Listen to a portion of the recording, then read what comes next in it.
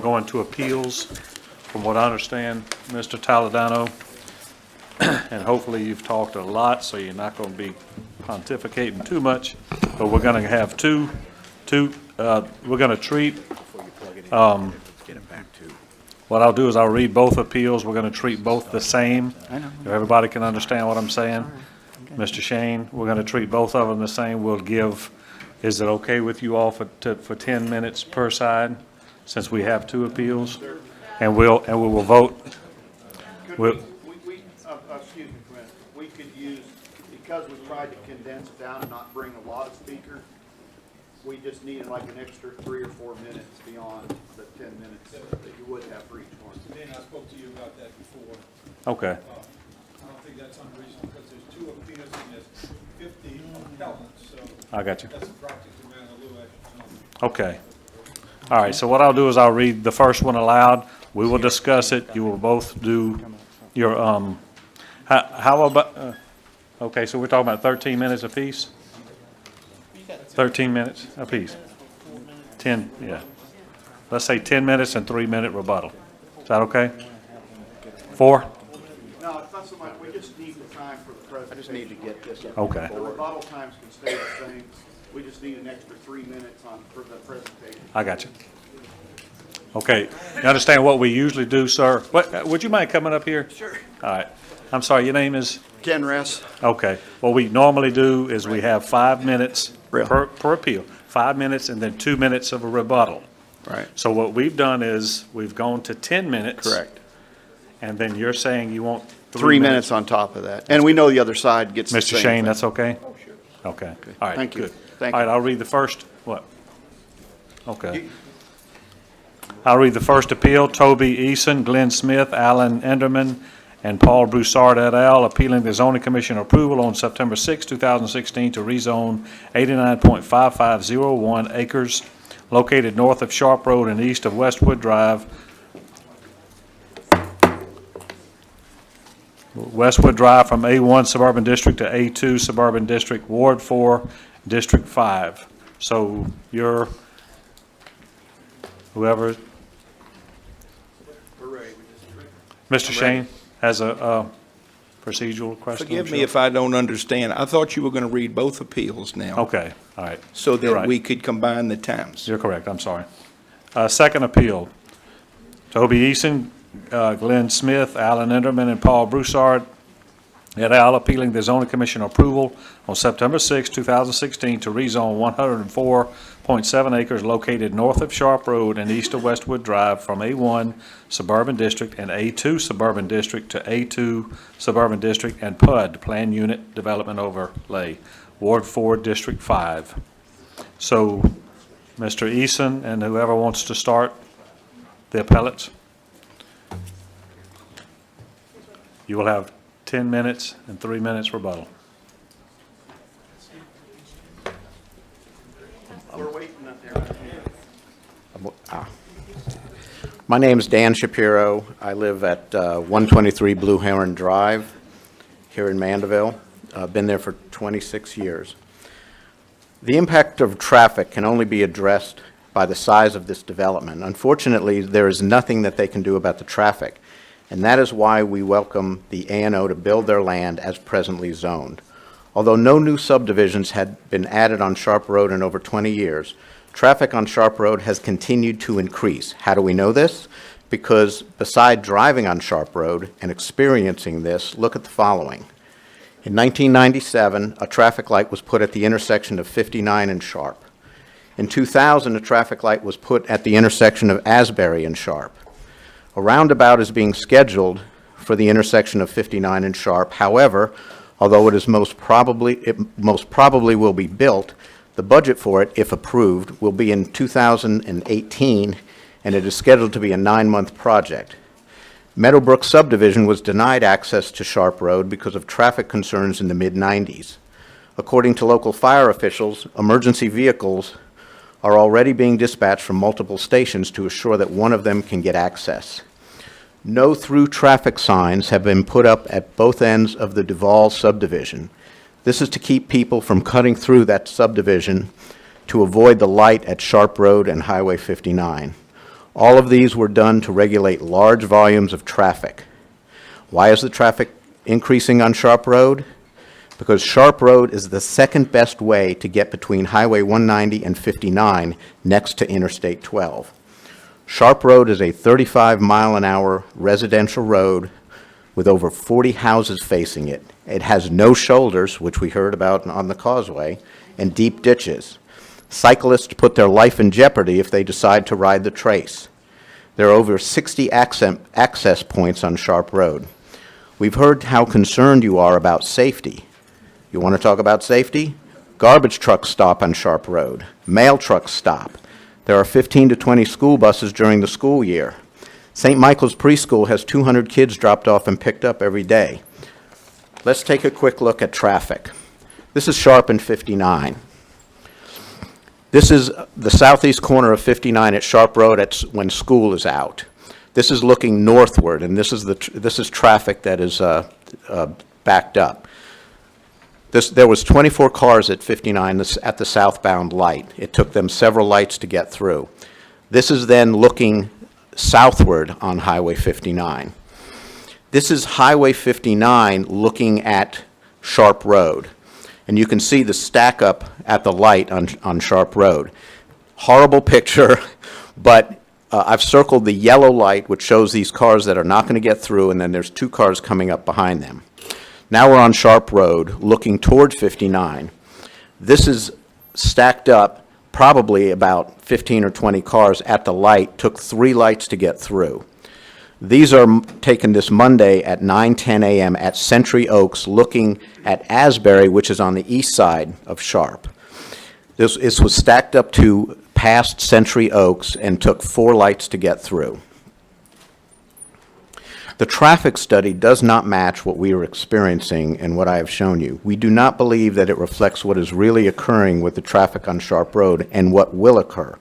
For example, this proposed development is going to put approximately 200 additional cars on Sharp Road. Yet according to the traffic study, it will only affect the delay on eastbound Sharp Road by 0.2 of a second during peak periods. The 2025 Future Land Use Plan says it is recommended that residential developments provide multiple points of access to adjoining areas and highways. Traffic flow is similar to water flow. It is the larger system that is the real issue. For example, in the morning, traffic backs up on Sharp and 59 due to the inability to get past Fontainebleau High School bottleneck further north on 59.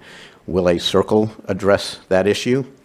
None of this is the fault of the developer. There is nothing they can do to fix the existing traffic on Sharp Road that over 900 households live on and use to get in and out of their residences. We just don't want to add to it. Thank you.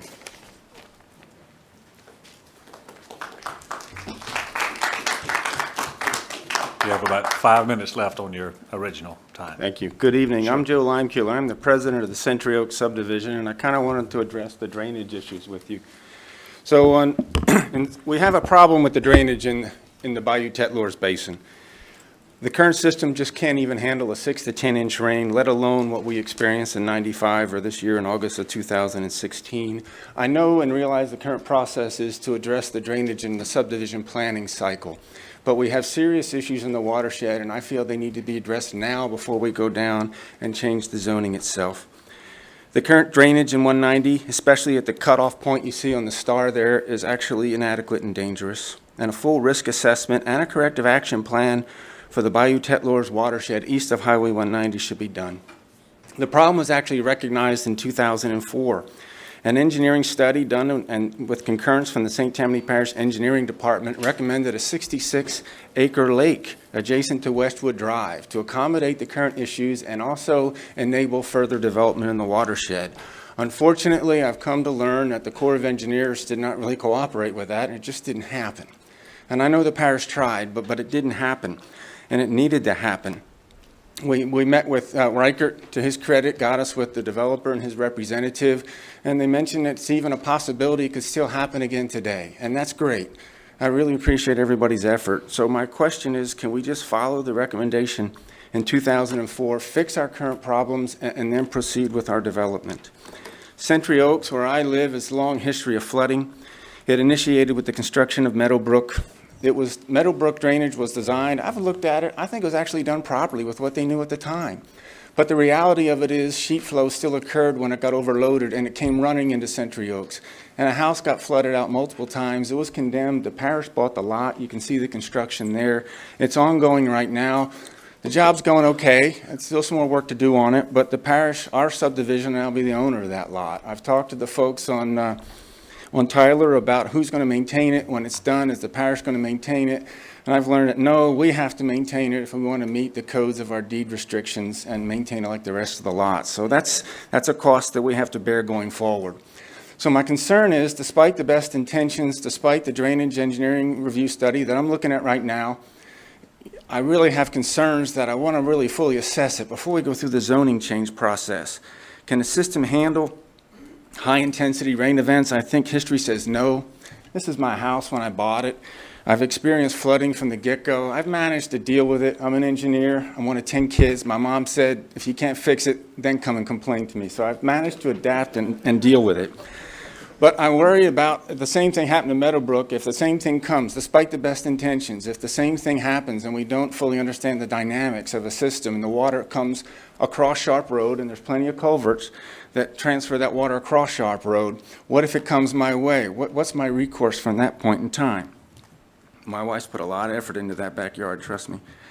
And the biggest concern I got on safety is what happened earlier this year. I drove home from work, went past the cutoff as you get onto Sharp Road, right there, what I call the LA Grill turnoff.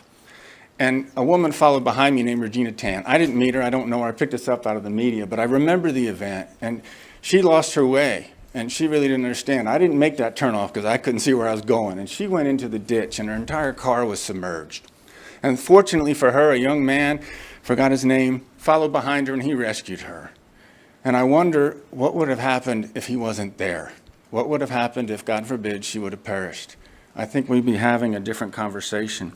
So my quest is, until we really fully understand the additional impacts of development in the watershed, realizing it's typically addressed at the planning stage, but we've got serious safety issues here now. And I'm asking that they be addressed now before we actually go ahead and change the zoning. And that's my request for this evening.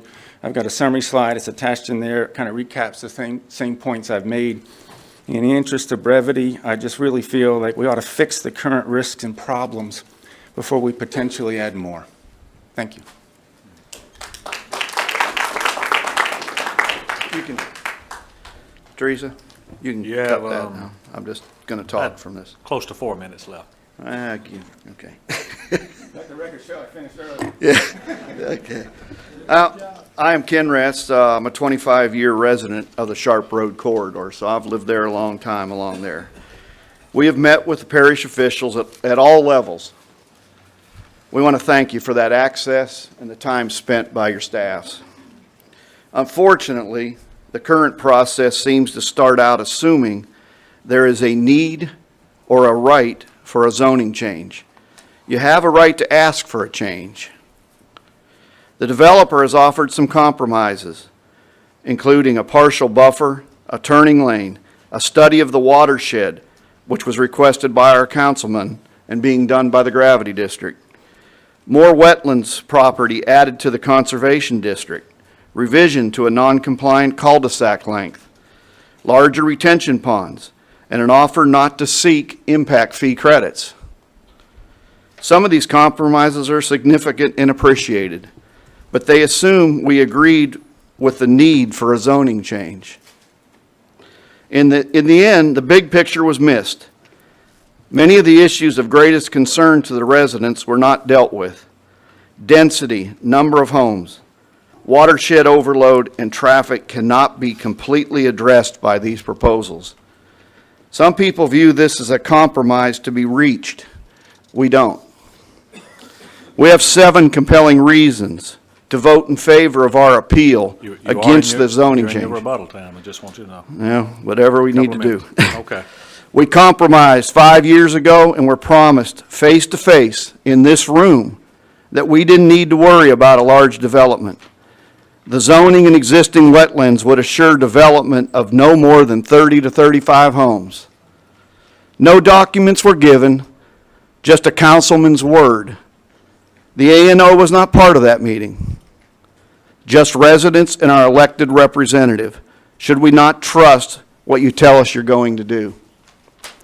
This type of compressed development does not belong in the middle of an area over 90% developed for the past 20 years.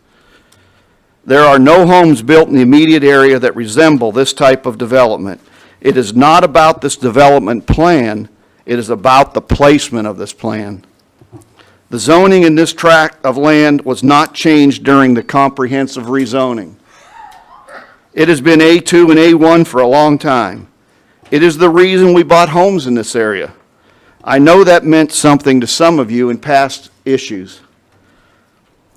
The density, in layman's terms, is best described as the number of homes you see when you stand in your yard, not use of statistics to make it sound like something it's not.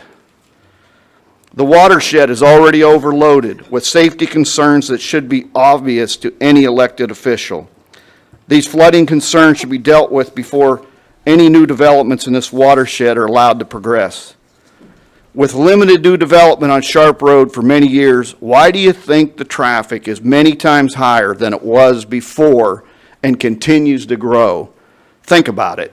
Area road infrastructure that is overburdened, causing people to use a 35-mile-an-hour residential road as a main thoroughfare to avoid roadway congestion. Daily traffic volumes approach that of non-residential state and parish roads. The traffic studies appear to only deal with traffic at 2 intersections for short intervals. Does it make any sense to add a couple hundred more cars a day through lack of prudent development? We don't think so, and neither should you. Sir, your time's up, so just Well, we wrap it asked up. for an extra 3 minutes, and You're at 13. I need a few minutes to finish. If I'm in the rebuttal, we wanted 13 plus the You rebuttal. understand that he's gonna, okay. go I ahead. understand he's going to get Go ahead. more. That's not what we We're said, willing to but go deal with ahead. that. Well, Remember, I'm glad this you is a are. 35-mile-an-hour residential road, not a highway. We are not convinced the only way to develop this land is through this plan. Pardon There me, are- sir. I'm gonna ask you to wrap it up. I'm trying to, if you just let me finish. I'm trying to do the best I can. Pardon me. Yes, sir. I have no say in this, but whatever you want to do, I understand. We don't, in all due respect, I want to give them the opportunity to speak. I hear you. remembering that the element that there's 2 appeals here and there were multiple appellants. I remember I was sitting here, but what we said was 10 plus 3, but go ahead. Go ahead and finish. We'll give you 3 more, so we go up to 16. Thank you. We appreciate that. Okay, let me see where I was. Okay, just remember, I guess, this is a 35-mile-an-hour residential road, not a highway. We are not convinced the only way to develop this land is through this plan. There are many subdivisions with a third the number of homes as this plan. Don't tell us the property costs too much. That is a misleading statement. The property is only worth what someone is willing to pay for it and still be able to develop it. If the price is too high, don't buy it. The price will eventually come in line to meet the existing zoning. Remember, much of this land is wetlands. It's 60 to 70% of it is wetlands. It was donated or purchased for pennies on the dollar, kind of like giving someone a real deal on some swampland in Florida. Increased profits are not a justifiable rationale for rezoning. In closing, the parish can only get as messed up as you make it. You have the ability and responsibility to stop this sort of overdevelopment. It is your responsibility as our elected officials. Quality of life is not some figment of our imagination. It is what you make it. Ordinances are just the start of your responsibility. Common sense in the application is also a requirement. If not for that, why not just have a check sheet? Our and your quality of life, our and your general welfare, safety impact to us and you are all considerations in zoning changes. This is what you're supposed to do. Voting no is not an arbitrary and capricious decision. These are real issues. 2025 says these should be addressed. Don't let a shoehorn approach be used to jam as many homes as possible into this space at the expense of the existing area residents. We welcome the A&O to develop this property under the current A1 and A2 zoning. Thank you so much. Thank you.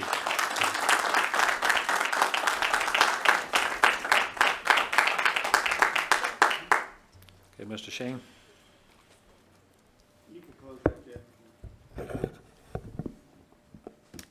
If I could, do they have any time left? Well, depending on which agreement you go for. I thought it might be good to ask on the With the 16-minute agreement, they have front. 13 seconds left. With the Okay. 13-minute agreement, they went over 2 minutes. I just wanted to have some idea. I'm being sarcastic. No, that's fine. And so I would have about 13 minutes? Yes. Which hopefully I won't need, but 13 or sometimes 16, depends on who you want to talk to. famous last words. Good evening. My name is Jeff Shane. I'm with the Jones Fussell Law Firm in Covington. I have the pleasure of representing the landowner, the Archdiocese of New Orleans, but also the prospective purchaser and developer of the tract of land, Brentwood Estates LLC, Mr. Kelly McHugh and Mr. Gary Intravia. I'd like to take a different approach with my remarks this evening because I think it's important that you and the public understand the case before you. This is an appeal of a recommendation by the Zoning Commission as it relates to a 104-acre tract owned by the Archdiocese that abuts Sharp Road. My client is requesting 2 zoning changes. Approximately 89 of the 104 acres is currently zoned A1. We seek to change that to A2. My client is also requesting that all 104 acres have a PUD overlay such that if, in fact, the zoning recommendation is sustained or there is a concurrence this evening, the ordinance to be introduced would allow for a 103-lot, single-family residential subdivision on 104 acres. Let's talk about the process and the issues that are before you. In my view, it's very limited. It's land use and its density. Nothing more and nothing less. That's not to be disrespectful to the other issues that have been raised this evening, because they clearly are very much real-life issues. They're the impacts of development on roads, drainways, and people. But you have a process, you have a standard, you have a time, and you have a place to analyze those measures. But I'm probably going to surprise you with some of my comments this evening. As some of you may know, I've been doing this for a little over 38 years, and I've never had a project that has gone to the extent that it has to have the sophisticated studies prepared and reviewed and approved at the time we seek zoning. And I'm talking about the studies that we typically do when we come to the Planning Commission seeking preliminary subdivision approval. If you would, with the documents I presented you this evening, please make sure that you unfold the revised PUD plan, the multicolored plan, because I think it will help you as I discuss the case. Remember, I said that there are 2 zoning changes. Some of the property from A1 to A2, thereby making it all A2, and then the PUD overlay. And the PUD overlay is this map that I've handed out to you. How did this case begin? This case began actually with 2 tables at the Zoning Commission level so that there could be 2 community meetings. But you should know that the staff, in its staff report, resoundingly recommended the approval of both the change from A1 to A2 and also the PUD overlay. When the Zoning Commission considered the matter, after extensive debate, I would say approximately a 1-hour hearing, by votes of 9-1 to change from A1 to A2, and by a vote of 8-2 to allow for the PUD overlay, these matters were recommended to you, and it was suggested that you adopt ordinances that reflect the request. In most instances, with staff report recommendations and resounding recommendations from the Zoning Commission, developers typically don't go back to the drawing board and try to figure out what else they can do to make the project better. This case or this project is a little different. Councilman Toldedano had an eye on this case before the first community meeting at the Zoning Commission level, and like a dog that had his trousers in his teeth, he never let go of it. And I tell you honestly that despite the fact the zoning commission made the recommendations, in short order, Mr. McHugh and I met with Mr. Toledano at his request, and he not only requested that we research the possibility of making some significant changes, he ultimately required that we make those changes if he were going to consider the possibility of supporting the project. In that regard, if you will look at the legal size sheet that I gave you in the packet, that's dated at the top October 3, 2016, that's a memorandum that I presented to the opposition leaders at Mr. Toledano's office this past Monday evening. And in pertinent part, I would like you to look where it says number 2, and there's sections A, B, C, D, and E. And you can also look at the drawing, the map drawing, so that you'll kind of understand the changes that we agreed to make. In connection with our PUD application, we also submitted a traffic impact analysis study. That's typically done at the tentative subdivision level in the Planning Commission process, but with a PUD, it's required as part of the Zoning Commission submittal. Please hear me carefully on this point.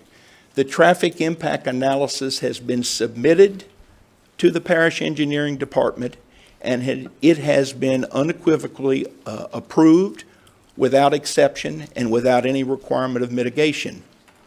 Despite that approval, the developer has agreed to construct at his expense, without seeking a credit from transportation impact fees, an eastbound left turn lane in Sharp Road to the entrance of this subdivision. We do that for a couple of reasons. One, it will provide safety for people turning in and out of Brentwood Estates. Two, it's going to provide safety for those that use Sharp Road every day, because presumably it will allow continuous lanes of travel with a turn lane as you turn into the subdivision. It is interesting to note that of all the subdivisions on Sharp Road, Brentwood Estates will be the only subdivision with a left turn lane, and that's with 103 lots on 104 acres, a relatively small subdivision by modern day standard. There was also criticism with regard to our block length in our subdivision and the length of streets before the cul-de-sac. As the plan in front of you reflects, we have constructed or will construct a roundabout to make sure that we comply with the block length portion of your ordinance. And we have also made sure that none of our cul-de-sacs end on streets that exceed the maximum distance. Hence, we will not be violating the 1,500-foot block rule, nor the 700-foot length as it relates to a cul-de-sac. Third, Mr. Toledano wanted to know where our home sites would abut existing home sites and asked us to provide a no-cut green belt buffer to protect those backyards. And if you look at the lots in Victorian Oaks that abut the brown shaded area of the plan, you will see that we have imposed a 25-foot wide no-cut buffer within our lots, the rear of our lots, to give additional protection to those 5 or 6 homes that abut our site. I might add that on the western side of the subdivision, there is already a 100-foot no-cut buffer in place. Fourth, and perhaps most important in my view, is with regard to density, and that is an issue before you this evening. When we asked the parish to assist us with a study of density in the area, they gave us figures that suggested that the average density of the subdivisions was approximately 1.36 units per acre. 1 1/3 homes per acre. Our project is 1 home per acre, considerably less. If you look at the density provision that I put in the memorandum, we have taken the additional step to suggest that 42 acres of our green space be added to the existing conservation servitude that the Archdiocese granted to the parish of St. Tammany in 2013, so that under no condition will the developer be able to go to the Corps of Engineers, seek a wetlands permit, come back to the Zoning Commission, and try to expand its density or lot count. That's something that we were glad to do because it allows us to preserve the wetlands area, preserve the green space, and it should protect anyone's reasonable or realistic fear that this subdivision is going to grow in the future. Last, we wanted to make sure that it was clear that our detention pond on the western side of the development would be no closer than 100 feet to the homes in Westwood, which again was a provision that was in the cooperative endeavor agreement that the Archdiocese entered into with the parish a few years ago. To me, those changes are very significant, but maybe the best is yet to come. In addition to that, we received yesterday written confirmation from the Department of Development that confirmed that the revised PUD plan that you see before you has been approved and meets all relevant provisions of the ordinance, that the yield plan, which I provided to you this evening, a supplemental yield plan, likewise meets all requirements of St. Tammany Parish ordinances, that the drainage plan that was submitted and reviewed by the engineering department met all relevant ordinances at this time, meaning the time of the submittal for the PUD, and lastly, that the traffic study met all of the requirements of the ordinance. So it's unusual that at the time you're being asked to consider land use, which is going to be the same, single-family residential only, and density, actually 99 hundredths of a unit per acre, far less than the 1.36 average in the area, you are also being given studies that have been approved by the parish department as it relates to drainage and traffic. But there's even more. This property is within a gravity drainage district, and there is a requirement that the drainage study be submitted to them for their independent review. And they, in fact, engaged Duplantis Design Group, a totally independent engineer, which I might add the developer pays the cost for that study. Duplantis engineer today sent a written communication at 5 o'clock, which I provided to Mr. Toldedano when I got here tonight, that confirmed that the drainage study that we have performed has met the standard of the parish in the opinion of Duplantis Design Group on behalf of the drainage district. Not many projects would be able to say that at any point, but certainly not at the time of zoning. But last, and certainly not least, and it was alluded to earlier by some of the speakers, it seems to me that the greatest concerns presented this evening were more regional in nature. I didn't hear anybody talking about Brentwood Estates, the number of lots in their subdivision, the zoning they had. I really heard discussions about regional drainage problems and regional traffic problems.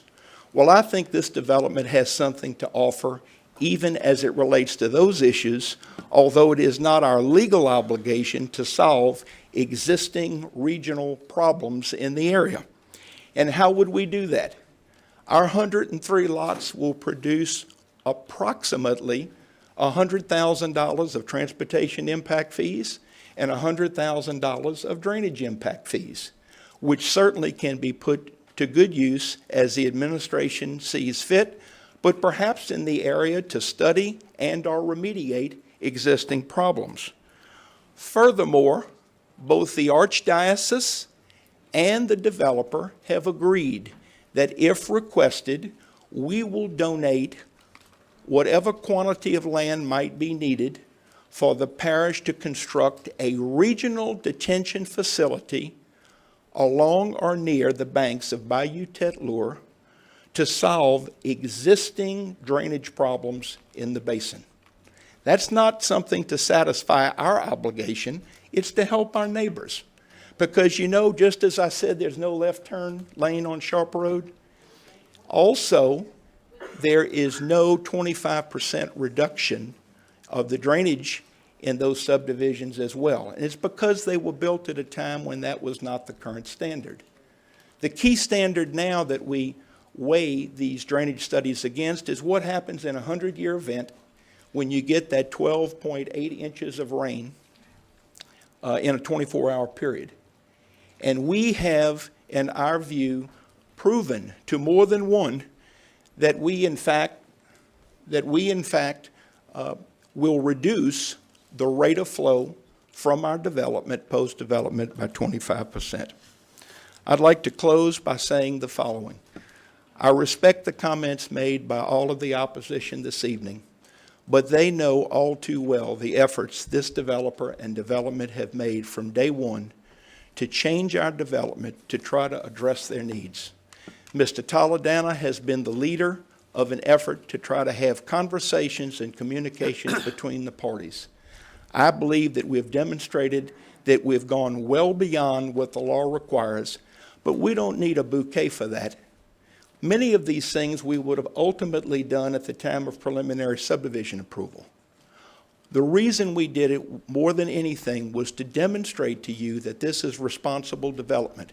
And at the end of the day, a development that brings 64% green space, central sewer and water system, 1 unit per acre density, on one border a 100-foot no-cut green belt, along the road a 50-foot no-cut green belt, next to the homes and other subdivisions a 25-foot no-cut green belt, and has a left turn lane, and is also willing to donate land to create regional detention for the good people in subdivisions on Sharp Road, we deserve the opportunity to get the zoning and proceed with the additional studies that you will require to make sure that this is a good and responsible development. I ask you to concur with the recommendation of the Zoning Commission as per the revised PUD plan that I've given you this evening, and that you allow Brentwood Estates to have an opportunity to be a good neighbor on Sharp Road. Thank you for your time. Thank you, Mr. Sheen. Okay, he went over 14 seconds, so you all have, just trying to be fair here. You all have 27 seconds. Go. Okay, Time to you. so I've also talked to the Duplantis group, spent an hour talking to the engineer who's doing our drainage project in Century Oaks right now, and I asked him one critical question. At the end of the day, with the improvements that have been done in Century Oaks and all the improvements Jeff has mentioned, is that going to address the safety issue we have where people can go in there at the choke point on 190? And the answer was no. He said, Joe, in fact, if I got hit with a 12-inch rain, the whole entire system we've installed, as good as it is, it's still going to back up. You're still going to see flooding in Century Oaks. So what I'm asking you is to actually see the wider and the bigger picture. I said at the end, can you help me understand and describe for what it is? He said, at the end of the day, we need to solve the whole entire regional problem. It's got to be done. And if we go forward with this, it's one more piece of the puzzle. We got to move and adjust as we finally reach the final solution. So I know if you just look at one little tiny package, one little subdivision, it's hard to make a drainage case. But when you look at the wider picture and you see the safety risks that are out there, Mr. Canulet, you mentioned that. In my business, safety's paramount. When you have a near miss like that, that's a potential fatality, I am required by law to investigate and make sure it's corrected before proceeding. Okay, that's it for the public comment. We'll go to the council. Thank you both. Mr. Dean, Yes, sir. one always has to have a little levity in everything they do, so I'm saying right now I'm sort of on a daily double. But I want to just mention this because I think it's so important.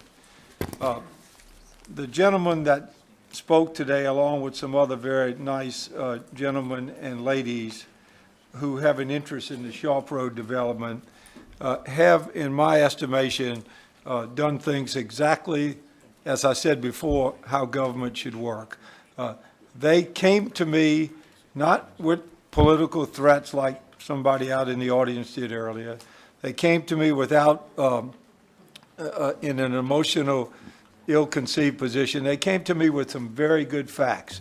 To their credit, those issues that they brought up is exactly why I was able to get Mr. McHugh and Mr. Shane and his group to make these concessions, because they really do go beyond what I believe is reasonably expected.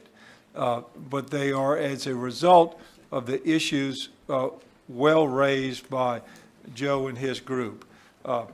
in my view, all of the issues that pertain to this subdivision have been very ably addressed. For instance, they're the ones going to pay 6 figures for a turning lane. It wasn't required. We've got them to do it. So although everybody would say it would be nice if all the property stayed 5 acres, practically speaking, I don't think that's realistic.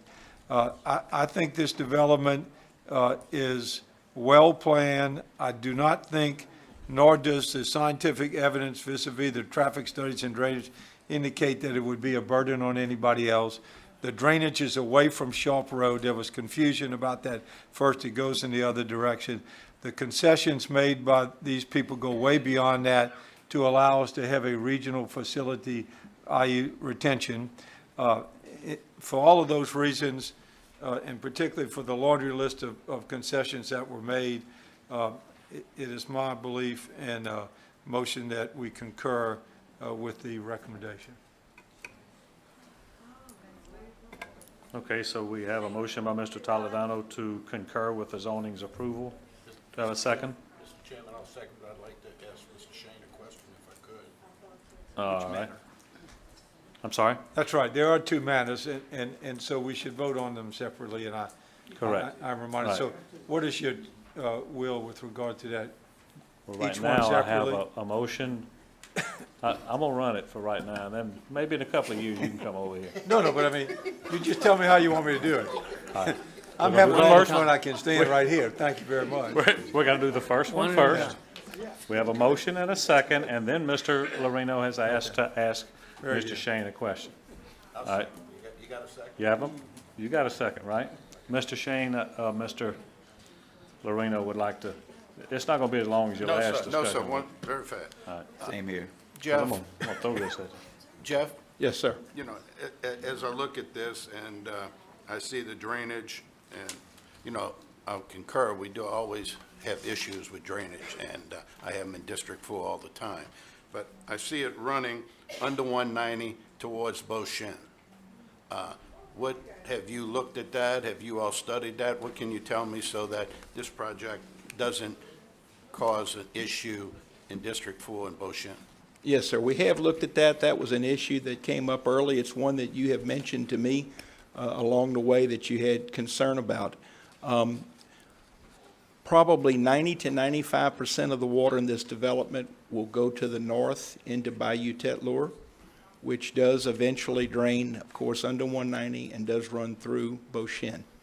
To answer your question in specifics, the 7.2 acres of detention ponds that we have created in our development will retain the water after all 103 homes have been built, such that the water will actually leave the site at a rate that is 25% less than the rate of the water that leaves the site today in its undeveloped state. What that translates to be even more specific, is that whatever amount of water is going into the bayou now, that rate is going to be reduced by 25%. So it is our belief, based on study, as approved by the parish and by Duplantis on behalf of the Drainage District, that the development of the tract actually improves the drainage condition as it relates to Beauchene, in that there will be less water coming off of this tract at any one time. There will be more water over a longer period of time, but a lesser rate. Okay. Thank you, sir. Mr. Canulet, you have a Yeah. question? I Or do. comment No, I have a question. for, It's going to be administration. Do we have any engineering controls that we can put in place for this choke point where they showed the pictures of with the car? Do we have anything?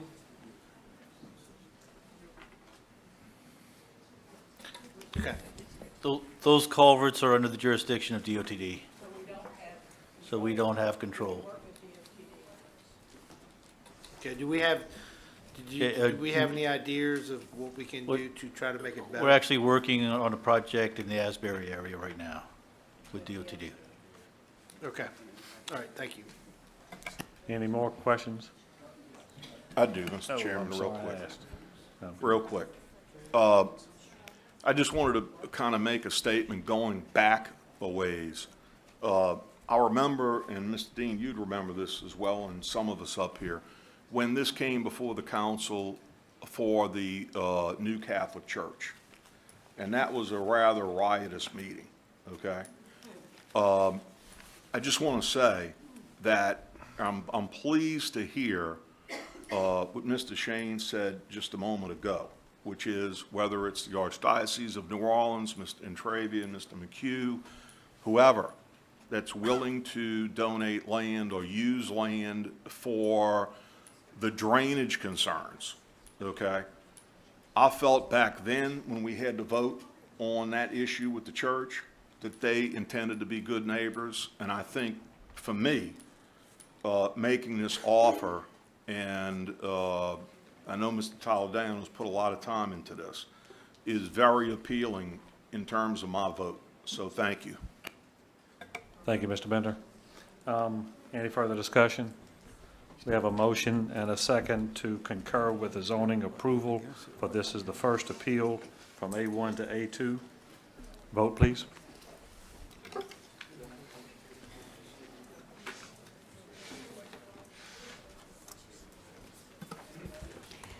Motion is unanimous, no one absent. Okay, and then, do I have an introduction, Mr. Tom? So moved, second by Mr. Lorino. Okay. Second one, this is the same discussion. Ma'am, we've already been through all of the discussion from both sides. Second one is the concur with the zoning approval of the PUD. Do I have a motion?